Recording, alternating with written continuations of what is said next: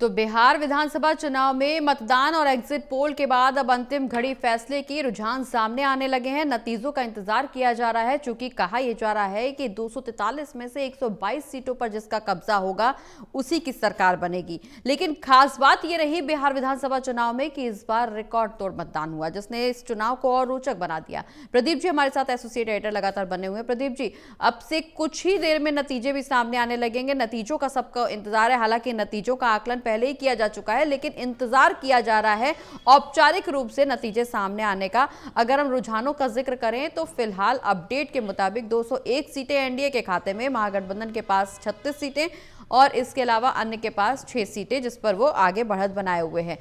क्या ऐसा बड़ा फैक्टर रहा जिसने तेजस्वी यादव को हार का सामना कराया और नीतीश यादव को बढ़त दिलाई?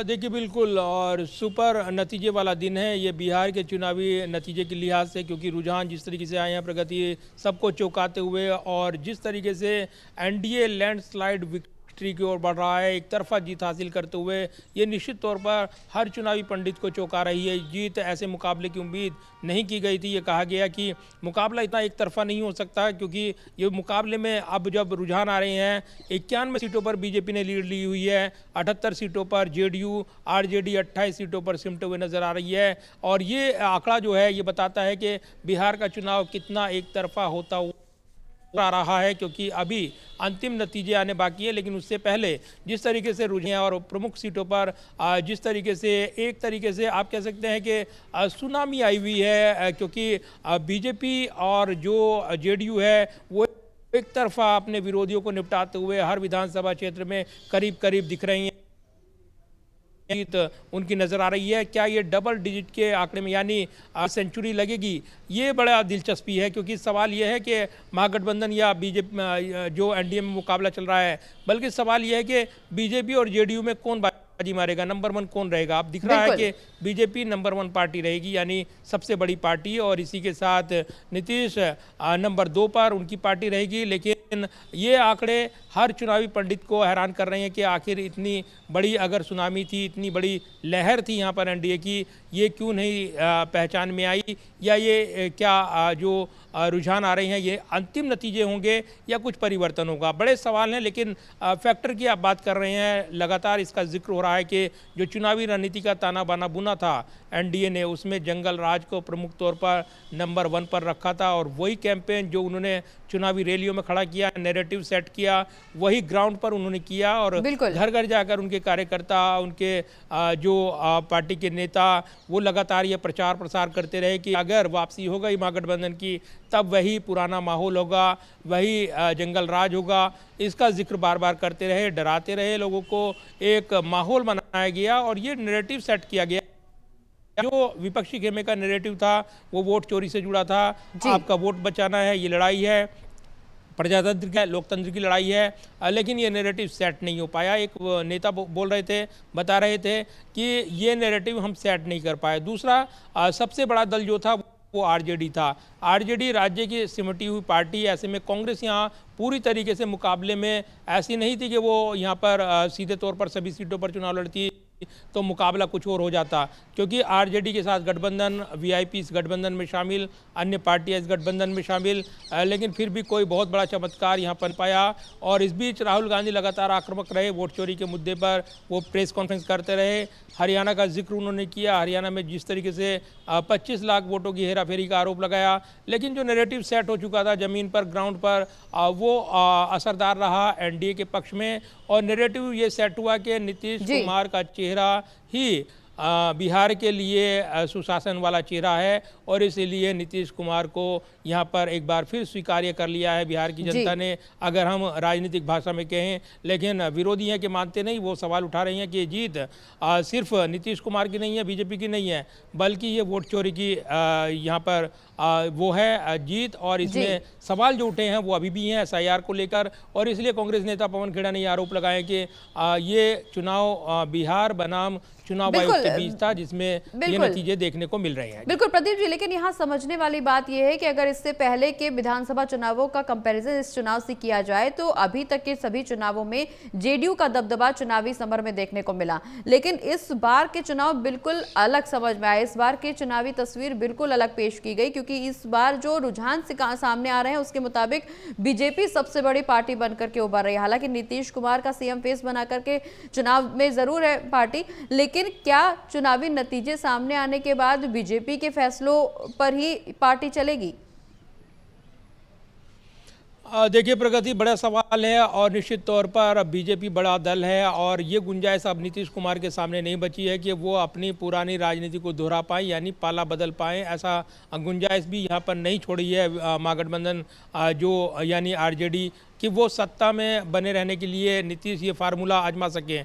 अब उन्हें बीजेपी के साथ बने रहना होगा, उनके पास ज़्यादा विकल्प नहीं रहेंगे और बीजेपी बड़ी पार्टी देर सबेर वो निर्णय करेगी। मुख्यमंत्री को लेकर जिस तरीके से चर्चाएं रही हैं, तो ये ज़रूर है कि क्या उनके कोटे से मुख्यमंत्री रहे, ये सवाल पूछे जाते रहे हैं। लेकिन चूंकि चुनाव लड़ा है नीतीश कुमार के चेहरे को आगे करते हुए और सुशासन का चेहरा और साथ तौर पर जिस तरीके से गठबंधन में वो फेस रहे हैं, तो अब मुख्यमंत्री तो वही बनेंगे। सूत्र सीधे तौर पर कह रहे हैं कि इसमें ज़्यादा छेड़छाड़ कर बीजेपी कोई जोखिम मोल लेना नहीं चाहेगी चुनाव परिणाम के फौरन बाद। तो ऐसे में ये सुशासन का चेहरा बनाए रखे जाएगा। नीतीश की सेहत को लेकर उठ रहे सवाल भी इस चुनाव परिणाम के बाद वो तमाम सवाल दब जाएंगे, खारिज हो जाएंगे, क्योंकि नीतीश ने चुनावी मुकाबले में अपने वोट उम्मीदवारों का चयन किया था और नाराजगी भी बीजेपी के उम्मीदवारों के चयन को लेकर, जब फार्मूले को लेकर खींचतान चल रही थी, अपने नेताओं से नाराज हुए थे नीतीश कुमार। तब ये कहा गया कि नीतीश कुमार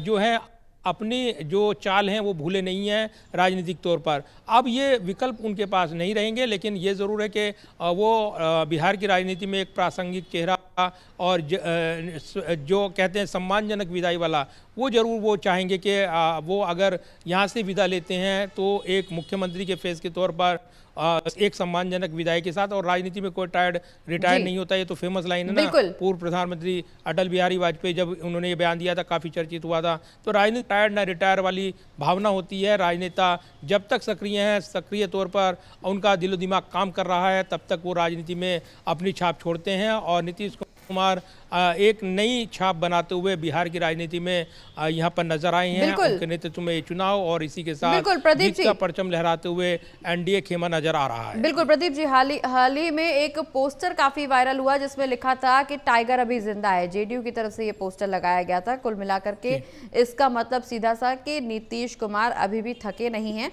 जिस तरह से कहा जा रहा था, उनकी बीमारियों को लेकर के कयास लगाए जा रहे थे कि शायद इस बार सीएम फेस वो नहीं होंगे, लेकिन इस पोस्टर ने एक बार फिर से साफ कर दिया कि नीतीश कुमार अभी भी ना तो बूढ़े हुए हैं, ना थके हैं, ना बीमार हैं। वो अभी भी अपनी ही नीतियों पर आगे बढ़ेंगे और एक बार फिर से जनता उन्हें समर्थन देगी। लेकिन जब चुनावी नतीजों से पहले ये पोस्टर वायरल हुआ तो विपक्ष ने इस पूरे मामले को वोट चोरी को लेकर के साथ में जोड़ते हुए एक बार फिर से आरोप लगाया कि कहीं ना कहीं पार्टी ने वोट चोरी की। शायद यही वजह कि पार्टी इतनी आश्वस्त कि नीतीश कुमार ही वापस से मुख्यमंत्री बनेंगे। देखिए बिल्कुल, और नीतीश कुमार की जो राजनीतिक पृष्ठभूमि और जिस तरीके से उनका राजनीति में, बिहार की राजनीति में उदय होता है और वो सुशासन बाबू के तौर पर फेमस होते हैं और वो अपनी एक गहरी छाप छोड़ते हैं।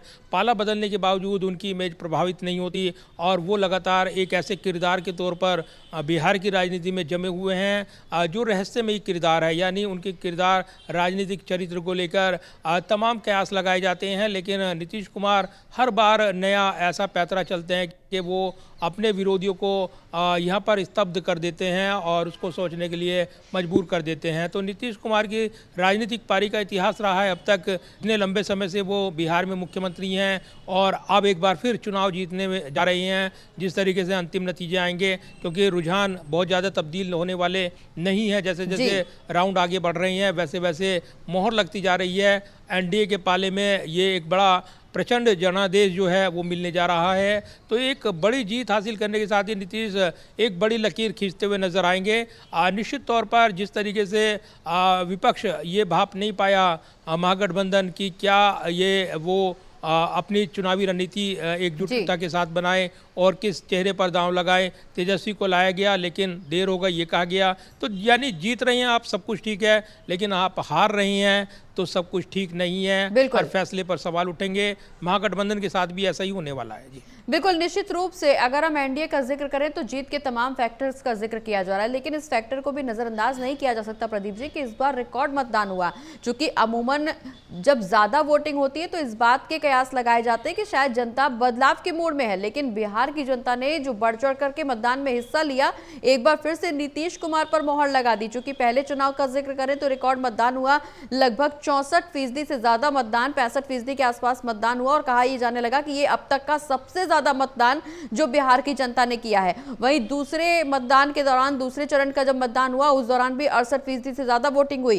कुल मिलाकर के जब मतदान खत्म हुआ उसी दौरान इस बात के कयास लगाए जाने लगे थे कि बिहार की जनता, हालांकि विपक्ष का कहना था कि बिहार की जनता बदलाव के मूड में है, लेकिन एनडीए को यह पूरा आश्वासन था कि बिहार की जनता ने एक बार फिर से नीतीश बाबू के शासन पर ही मोहर लगाई है।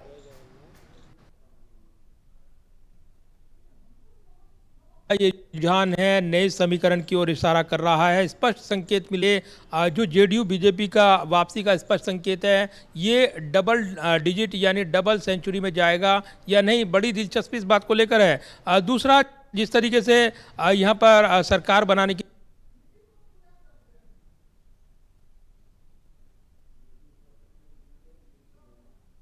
इसमें भी बड़े सवाल हैं। इस बीच तारापुर से जो चुनाव जीतने जा रहे हैं, बढ़त बना ली है उन्होंने, ये जानकारी मिल रही है, लेकिन तेजस्वी यादव गढ़ माना जाता है आरजेडी का, वहाँ से तेजस्वी यादव जो बीजेपी उम्मीदवार हैं उनके मुकाबले वो पीछे चल रही हैं, तो ये निश्चित तौर पर झटका है। महुआ से तेज प्रताप यादव जो आरजेडी से अलग हो चुके हैं पारिवारिक विवाद के चलते, वो तो तीसरे पायदान पर पहुंच गए हैं, चौथे पायदान पर आ जाते हैं तो वो भी चुनाव नहीं जीत रहे हैं। तो ये ये बड़े सवाल हैं कि क्या जो तेजस्वी हैं क्या वो चुनाव हार जाएंगे या फिर आखिरकार वो चुनाव जीत जाएंगे, ये दिलचस्पी बनी रहेगी। लेकिन इस मुकाबले में अब बहुत ज़्यादा उम्मीदें नहीं बची हैं, क्योंकि जैसे जैसे अब पूरा आप देखें 2 बजे के आसपास, ज़्यादा 2:18 हो चुके हैं, और जैसे जैसे ये आगे बढ़ रहा है रुझान, वैसे वैसे नतीजों में तब्दील होंगे, तो बहुत कम गुंजाइश बचेगी वापसी की।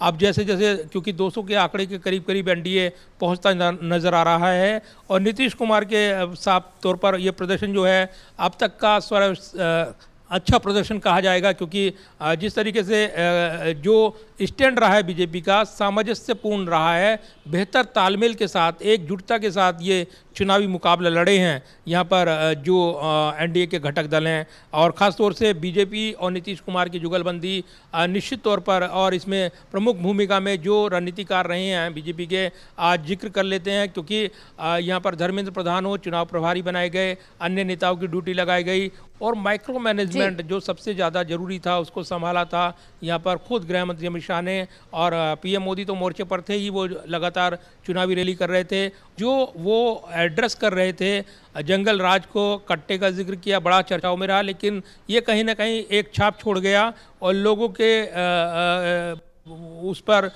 जनमानस पर ये प्रभाव छोड़ने में सफल रहा कि ऐसा होता था।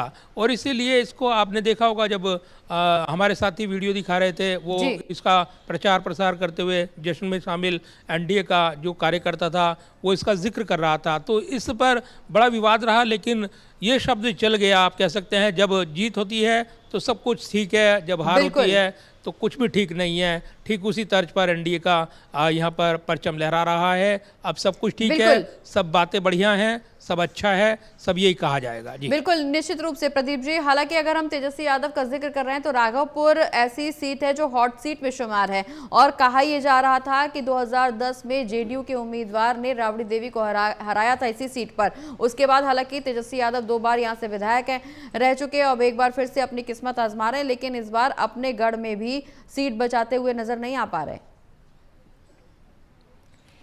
और देखिए बिल्कुल मैं राघोपुर आपने जिक्र किया है तो राघोपुर कॉन्स्टिट्यूएंसी निकालने की कोशिश कर रहा हूं, लेकिन तेजस्वी यादव पिछड़े हुए थे और कई राउंड की काउंटिंग हो चुकी है। जी। तो राघोपुर जो गढ़ माना जाता है आरजेडी का, जी। वहां से पिछड़ना तेजस्वी का अपने आप में ये संकेत है कि सब कुछ ठीक नहीं है और कहीं ना कहीं चुनावी विषाद में बड़े नेताओं को फांसने के लिए जो चाल चले जाती हैं उसमें कामयाब रहा है एनडीए खेमा, और इसलिए यहाँ पर फंसे हुए हैं तेजस्वी यादव। क्या वो मुकाबला जीत पाएंगे, प्रतिष्ठा का सवाल है, क्योंकि अगर वो मुकाबले में बाहर होते हैं तो निश्चित तौर पर ये एक बड़ी हार कही जाएगी।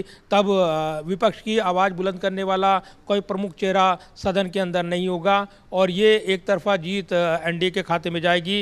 अब को महुआ सीट से बात करूं तो तेज प्रताप यादव वो तो तीसरे पायदान पर चल रहे थे, चौथे पर भी पहुंचेंगे, लेकिन राघोपुर सीट जो है ये एक ऐसी प्रतिष्ठित सीट रही है जो लालू परिवार की पुश्तैनी सीट और उनकी जो एक दमदार सीट मानी जाती है। तो अगर तेजस्वी की यहाँ से हार हो गई तो निश्चित तौर पर बड़े सवाल खड़े होंगे और बड़ी बहस छिड़ेगी। इसका इंतजार है कि आखिरी परिणाम क्या आता है। प्रगति बिल्कुल निश्चित रूप से न सिर्फ राघोपुर बल्कि नालंदा और इसके अलावा तमाम ऐसी सीट, हाजीपुर, रोहतास, तमाम ऐसी सीट जो हॉट सीट मानी जाती है और वहां पर भी फिलहाल महागठबंधन को बढ़त मिलती हुई नजर नहीं आ रही है। एनडीए ही आगे बनी हुई है, लेकिन तस्वीरें जब नतीजे निकल करके सामने आएंगी तभी पुख्ता हो पाएंगी कि आखिर किसके दावों में कितनी दम।